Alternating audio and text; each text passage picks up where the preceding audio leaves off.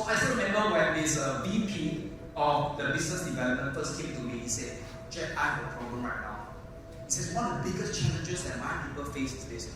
I realized that my salespeople, whenever they go out there to meet their customers, especially the new customers, you know what they will do?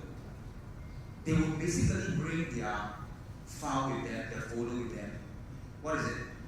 Their corporate profile. And the moment they meet their customers, they will bring out their corporate profile. Thank you, Mr. Customer, for extending this time for me to meet you today. Before I go any further, let me first of all introduce to you what does ABC company do. Let me ask you a question. Do you think that that's going to get your customers' attention? It's because you know what? Can you just write this down? Because people do not care how much you know. Until they what? They know how much you care. I say people do not care how much you know. They do not care how good you are until they know how good you are. It's able to help them to achieve their goals. So you know what I did? So I told this VP and I said, hey, you know what? From this day forth, we're going to transform the way your people sell and market themselves. So no longer are they going to go out there to talk about their corporate profile. You know what they did? Instead, so this is what they did. So from that day forth, after the training, 2 days training with them, they went out there. Whenever they meet their customer, this is what exactly they do. They will say, thank you, Mr. Customer, for extending this meeting, for you with us. Now, before I continue, may I ask you a few questions? Listen.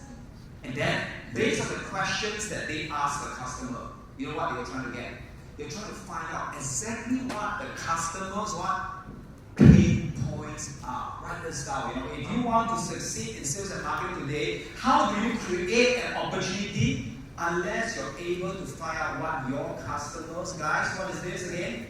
What are their pain points? In fact, I love how a mentor uses this term. I'm a mentor who uses this term. He calls this a what?